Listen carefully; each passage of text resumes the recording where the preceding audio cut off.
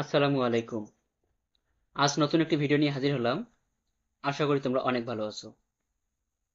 আমার আজকের আয়োজন সিম্পল, কমপ্লেক্স এন্ড কম্পাউন্ড করার সহজ উপায় পার্ট 2।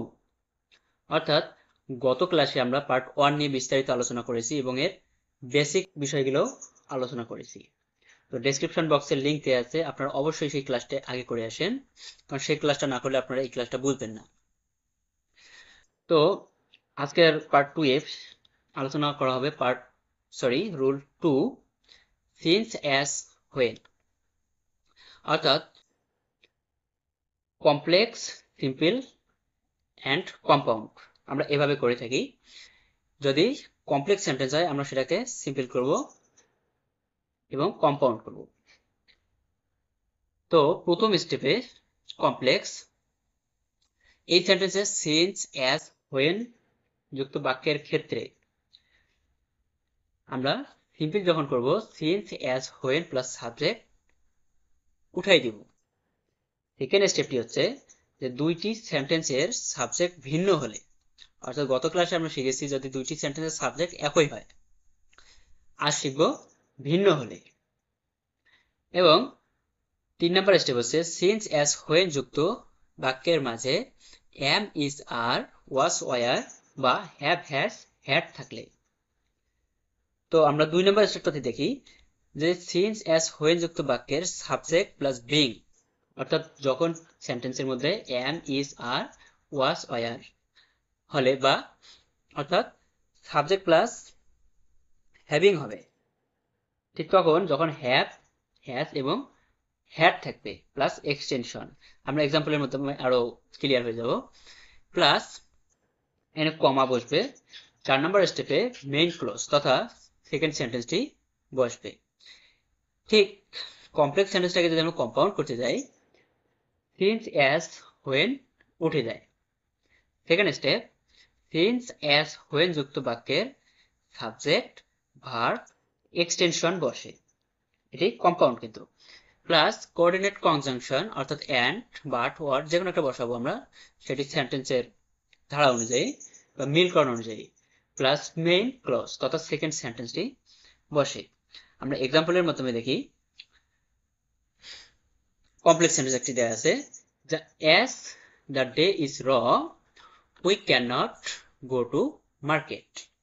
তো এই সেন্টেন্সে আমরা যখন সিম্পল করব নর্মালি অ্যাজ উঠে যাবে, কারণ অ্যাজ, সিন্স, আনলেস, দো, অলদো, ডাব্লিউএইচ ওয়ার্ড এই শব্দগুলো থাকলে আমরা বুঝি কমপ্লেক্স। তো সিম্পল করতে গেলে নর্মালি আমাদের এই শব্দগুলো উঠাই দিতে হবে। এজন্য আমাদের অ্যাজ শব্দটা উঠাই দিয়ে তার পরবর্তী অর্থাৎ সাবজেক্ট লিখতে হবে। দ্য ডেটা হচ্ছে এখানে সাবজেক্ট, তা আমরা দ্য ডে সাবজেক্ট লিখেছি। এর পরের যে নিয়মটা সেখানে ছিল যে যদি সেন্টেন্সের মধ্যে am, is, are, was, were থাকে সেক্ষেত্রে আমরা ওই ভার্বটার পরে বিং বসাবো। অর্থাৎ এই সেন্টেন্সে ইজ র আছে, তো ইজ এরপরে আমরা বিং বসাবো, অর্থাৎ ইজ বিং এরপর বাকি অংশ অর্থাৎ এক্সটেনশন।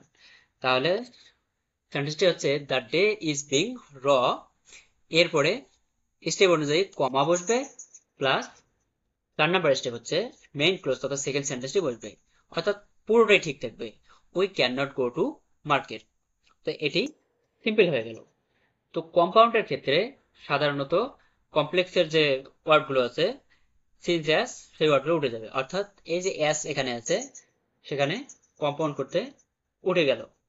সেক্ষেত্রে সাবজেক্ট বসলো দ্য ডে ইজ র, অর্থাৎ সাবজেক্ট বসবে, এরপরে ভার্ব বসবে। তো ভার্ব বসালাম প্লাস, তো সাবজেক্ট হচ্ছে দ্য ডে, এরপরে ভার্ব হচ্ছে ইজ এবং এক্সটেনশন হচ্ছে র, প্লাস আমরা একটা কনজাংশন বসাবো, কারণ কোঅর্ডিনেট কনজাংশন যদি নাই থাকে তা আমরা কম্পাউন্ড করতে পারবো না, সেক্ষেত্রে একটা কনজাংশন বসাতে হবে, অর্থাৎ এন্ড হচ্ছে কনজাংশন। এবং we can not go to market, we একটি সাবজেক্ট আবার দ্য ডে একটি সাবজেক্ট। তো দুইটি সাবজেক্টই আমরা বসিয়ে দিয়েছি, কারণ দুইটি সেন্টেন্সের সাবজেক্ট কিন্তু একই নয়। যদি একই হতো, কথার কথা যদি এখানে উই থাকতো তাহলে আমরা সেকেন্ড সেন্টেন্সে উইটা বসাতাম না, শুধু ভার্ব থেকে বাকি অংশটুকু বসিয়ে দিলেই হয়ে যেত। তো গত ক্লাসে আমরা শিখেছিলাম যদি দুইটি সেন্টেন্সের সাবজেক্ট একই হয়, তো আজকে একই নয়, সেক্ষেত্রে আমরা শুধু একটি কোঅর্ডিনেট কনজাংশন বসিয়ে দিলেই বাকি সেন্টেন্সটা বসিয়ে দিব, এটি হচ্ছে কম্পাউন্ড সেন্টেন্স। তার আগের কথাটা অবশ্যই আমাদের মাথায় রাখতে হবে, যদি am is are was were থাকে সেক্ষেত্রে সিম্পলি আমরা বিং বসাবো, এবং কম্পাউন্ডের ক্ষেত্রে যে ভার্বটা আছে সেই ভার্বটাই থাকবে, এক্সটেনশন থাকবে, এরপর একটা কনজাংশন বসাবো, সেটা নিয়ম অনুসারে। অবশ্যই আমরা একটু পড়ার ক্ষেত্রে খাতা কলম নিয়ে যখন বলবো অবশ্যই আমরা রুলস ফলো করব, এবং যত প্র্যাকটিস করবো তত বেশি শিখতে পারবো। তো এখানে একটা প্র্যাকটিসের জন্য একটা সেন্টেন্স নিয়েছি, তো এই সেন্টেন্সটা এখন আমরা প্র্যাকটিস করব। তো প্রথমে আসি, সিম্পল করি। সিম্পল, তো সিম্পল করতে নর্মালি আমাদের কমপ্লেক্সের ওয়ার্ডটা উঠাই দিতে হবে, সেক্ষেত্রে আমাদের সাবজেক্ট বসাতে হবে। তো সেন্টেন্সটা হচ্ছে when the game was over they returned home। তো আমাদের সাবজেক্ট থেকে শুরু করতে হবে, the game, the subject, the game, এরপরে নিয়ম অনুযায়ী যদি ওই সেন্টেন্সের মধ্যে বি ভার্ব থাকে সেক্ষেত্রে বি ভার্ব আমাদের অবশ্যই বসাতে হবে, অর্থাৎ ওয়াজ, এরপরে নিয়ম অনুযায়ী আমাদের একটা বিং বসাতে হবে। তাহলে ওয়াজ বিং ওভার, অর্থাৎ এক্সটেনশন বা অবজেক্টও বললে কোনো সমস্যা নাই। এরপরে যে স্টেপটা হচ্ছে সিম্পল করতে, সেটি হচ্ছে কমা বসে। তো আমরা অবশ্যই এখানে কমা বসিয়ে দিব, এরপরে বাকি অর্থাৎ মেইন ক্লজ অর্থাৎ সেকেন্ড সেন্টেন্সটি পুরোটাই যদি বসিয়ে দেই অবশ্যই আমাদের এই সেন্টেন্সটা সিম্পল হয়ে যাবে, অর্থাৎ সরল বাক্য। এখন আসি আমরা কম্পাউন্ড করব। কম্পাউন্ড করব, তো কম্পাউন্ড করার যে বেসিক বিষয়টা হচ্ছে, সেখানেও কমপ্লেক্সের যে ওয়ার্ডটা আছে যেটাকে দেখলেই আমরা বুঝবো যে এটা কমপ্লেক্স সেন্টেন্স, সেই ওয়ার্ডটা তুলে দিতে হবে, অর্থাৎ সাবজেক্ট লিখতে হবে। তাহলে এখানে সাবজেক্ট হচ্ছে আমি আগে চিহ্নিত করে দিয়েছি যে ভার্বের আগে যেটি আছে সেটি এখানে সাবজেক্ট, অর্থাৎ ওয়াজ এর আগে যেটি আছে দ্য গেম, এটা হচ্ছে সাবজেক্ট। তাহলে আমরা দ্য গেমটাই বসিয়ে দিব, দ্য গেম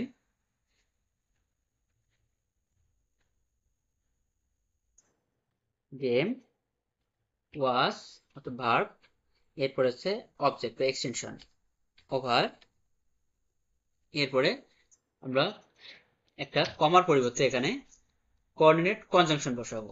তো এন্ড বসিয়ে দিলেই হয়ে যাবে, এন্ড দে রিটার্ন, অর্থাৎ বাকি অংশ অর্থাৎ সেকেন্ড সেন্টেন্স, এটা পুরোটাই বসিয়ে দিলেই হয়ে যাবে।